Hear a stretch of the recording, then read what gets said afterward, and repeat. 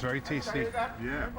Sancho's made it to the top in his sport and knows just how lonely that journey can be for athletes in Trinidad. I think Trinidad is a country where they wait to see people do well first before they get on that bandwagon and start giving that support, which is quite sad because I think he's a talented individual and hopefully, you know, he can get that support from the government and from other people who's involved in sport. And how is it after your sports career? How are you? You're held as a role model for everybody. Yeah, it's tremendous. I think one of the things that lack in this country is role models, and we don't have enough of them. And it's a good thing that maybe afterwards we have the opportunity to come back into various communities and try to do things to uplift your community.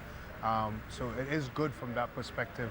But I think if we take time to nurture some of the athletes before, we'll have a lot more role models.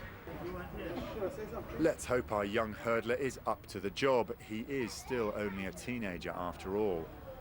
When you're here in Trinidad, you've obviously got your studies here at the university, you're training here each day on a normal day. What else do you fill life with? I fill life with sleeping a lot.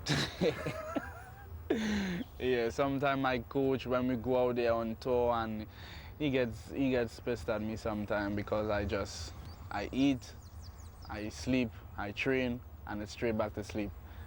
You know, but I love to play video games. Apart from that, on my free time, I love to go to the beach and hang out with my friends, you know, go to the movies sometimes.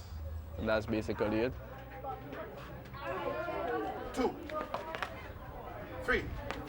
And for now, until whatever Olympics in the future he decides will be his last, it's day after day, week after week of this. When you're actually engaged in sports, you know, you have a coach. Your coach could look after you. You have members of the club that could also be there to guide you and, all right, always keep you up to mark and say, all right, well, you need to do this, you know, stop doing this. And it gives you some sort of security, if you understand what I mean. You have a whole family towards you there, and you feel free of ease. And it's like a way that you can get up, because sometimes you have the opportunity and you have the guidance, so you can actually elevate yourself in the society and make a better person of yourself. His coaches think he's getting that right.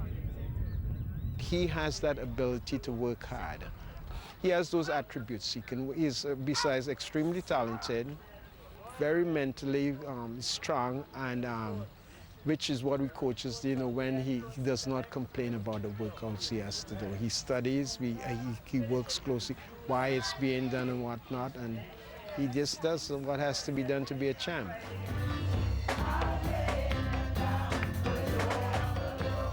This is in many ways a country that has a lot to sing about.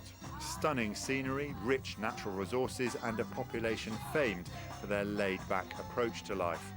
But I sense that they could do with something or someone who's new to inspire them.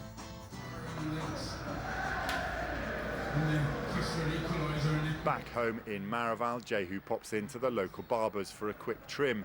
It's more of a place for the local kids to gather to watch their Premiership heroes than to have their hair cut. Trinidad and Tobago has only won one Olympic gold medal, and the man that won it had the national stadium named after him. If only they knew it, they have a local hero right on their doorstep they may soon be looking up to. Does Jehue inspire you personally from day to day? Yes. Sometimes when the pressures of work, the pressures of studies and family get to you and you want to give up, I look at Jehue, I look at his pictures, because I keep pictures at home, scrap from newspapers and stuff, and I said, he's sticking to it, Karen. You have made a difference in someone else's life. You are making a difference in your life now. Don't give up. It's a tropical paradox. You grow up in a place where the climate and geography can bring out the athletic best in any young man. But it is a country where it's easy to get lost along the way. Do you think that Trinidad needs heroes? Yes, I think Trinidad needs a lot of heroes. You know, because sometimes you don't really have anybody to talk to. sometimes you don't really have anybody to look up to, especially because you're already seeing wrong things going on in the community and you have no other choice because you're brought up that way.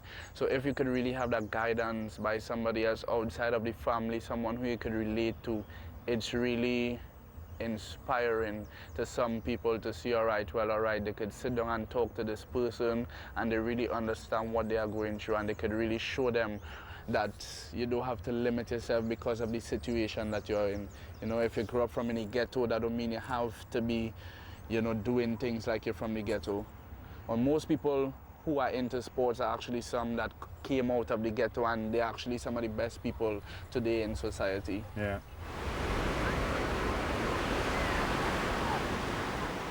Being in Trinidad for this filming trip, you actually see the contrast of this country. It has a fantastic reputation being very lush and welcoming, and of course a kind of beach paradise. And when you're here, there are some severe issues. There's poverty and gangs, and like the rest of the world, there's a drug problem which there isn't an easy answer to. And Jehue has some of those contrasts going on as well. He's already a successful sportsman, but he feels under pressure.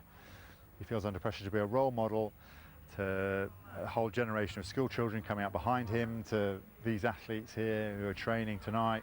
One of the main driving forces for his sports career is not about the medals or not about the individual success. It's about taking his family away from that house which is kind of perched to the hillside in Maraval.